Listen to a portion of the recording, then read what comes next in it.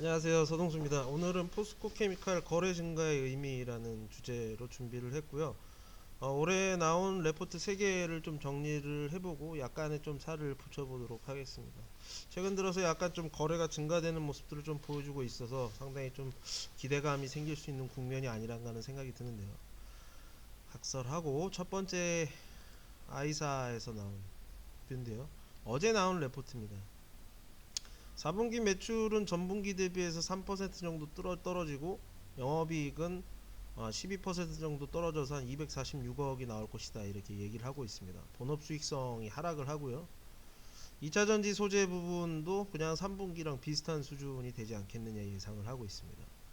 그렇지만 2020년도 2차전지 소재가 잘 되게 되면 양극재에서 한 5천억, 음극재에서 한 2천억 정도 추가적인 매출이 나올 수 있다라고, 추가적인 매출이 아니라 요 정도 매출이 나올 수 있다라고 얘기를 하고 있어요. 음극재와 양극재는 전체 매출액에서 차지하던 부분들을 작년 4분기 정도로 보게 되면 뭐 이런 내화물의 플랜트 생석계 케미칼 이런 내고 있는 매출 뭐 한 개 부분의 매출 정도 두 개 합쳐봐야. 그렇지만 올해 말이 되게 되면 기존 다른 사업 부분에 가지고 있는 매출보다도 특히나 양극재 같은 경우는 크게 늘어나는 부분들을 확인하실 수가 있고요. 음극재가 또 똑같습니다. 그렇기 때문에 회사가 전체적으로 내화물이라든가 여러가지 기타 등등 기존 사업에다가 새로운 사업의 매출이 크게 증가하는 국면으로 진입을 하고 있다라고 이렇게 해당 애널리스트는 얘기를 하고 있습니다. 두 번째로는 S사에서 나온 뷰인데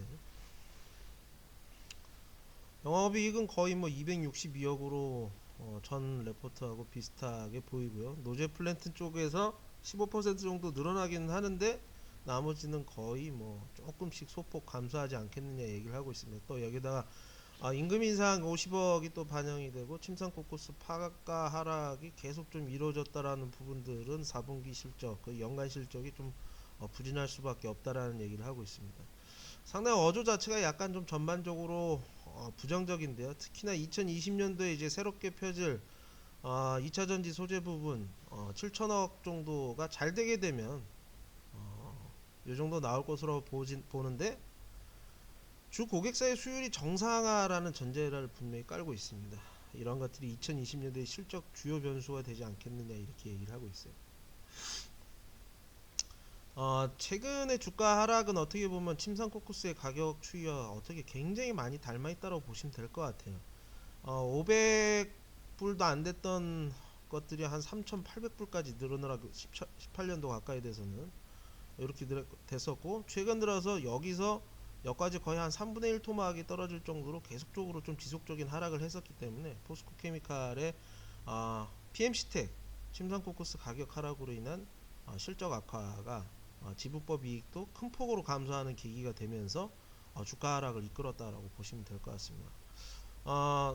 여름에 이게 한 40% 정도 떨어져서 여기에서 좀 더 빠지기보다는 기술적이라도 반등을 하지 않겠느냐 이렇게 얘기를 했었는데 이루어지지 않았고 실질적으로는 그 자리에서 한 20%가 추가적으로 이렇게 빠지는 모습들을 보여주면서 포스코 케미칼도 41,000원까지 떨어지는 구간까지 가기도 했었죠.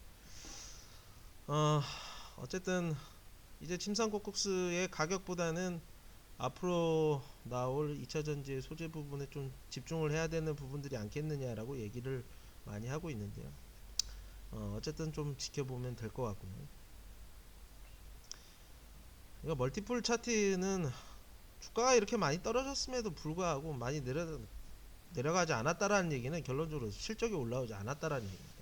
2차전지 소지가 상당히 좀 좋았어야 되는데 그러지 못했다라는 얘기죠. 마지막 레포트. 아까 그 주 고객사라고 하는 곳은 LG전자입니다. LG전자, LG화학이죠. 2차전지 재고 조정이 지속되면서 4분기가 한 195억으로 가장 낮은 수준.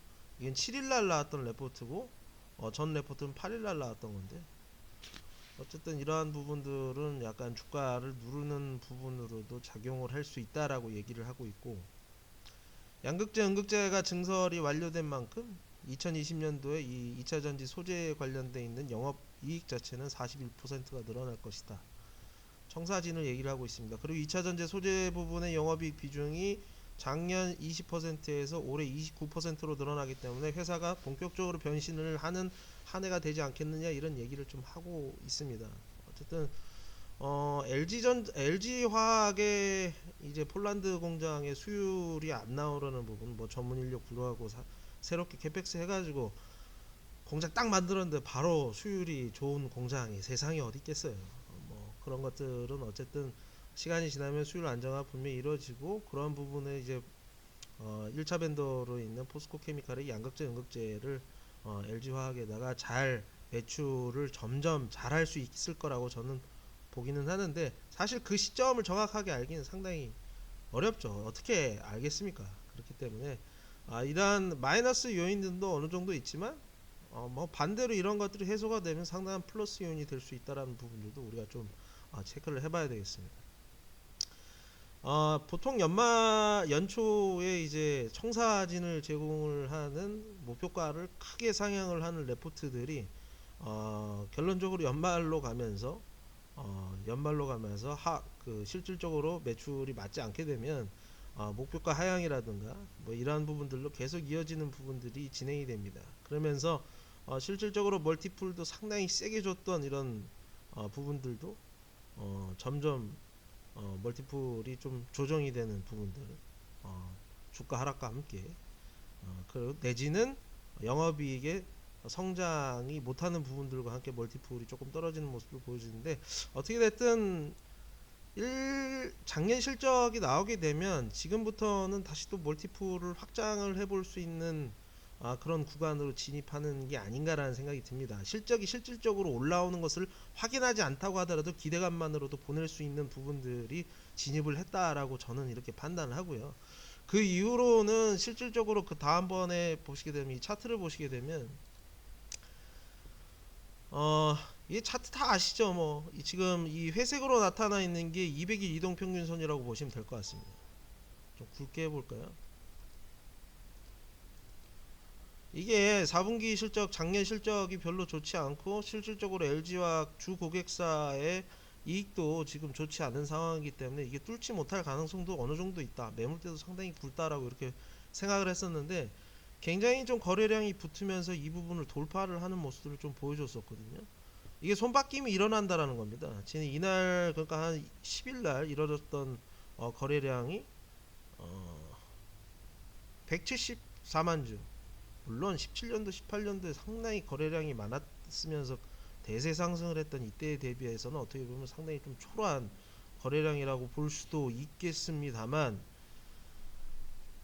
좀 더 땡겨 보면요, 그러나 지금 최근 1년 새로 보게 되면 이 정도 수준의 거래량이 터졌던 적은 이렇게 하락으로 들어가는 거래량 말고요 별로 없었던 것으로 좀 보여집니다. 그래서 이제 악재가 나올 만큼 나왔고, 침상코코스 가격도 떨어질 대로 떨어졌고, 그냥 내화물이라든가 뭐 이런 기존 사업 부분 뭐 그냥 그런 상태에서 실질적으로 캐펙스 완료가 되면서 올해 같은 경우는 양극재 음극재 매출이 늘어나고 영업이익도 늘어나고 매출도 늘어나게 되면 앞으로는 괜찮지 않을까라고 보는 시점, 그렇게 보는 누군가가 이렇게 거래를 동반을 시키면서 기존의 그 상단을 뚫고 올라가는 모습들을 보여줬다라는 것은 어쨌든 주인이 바뀌어가고 있는 부분들로 우리가 좀 인식을 해야 되는 시점이 아닌가라는 생각이 좀 듭니다.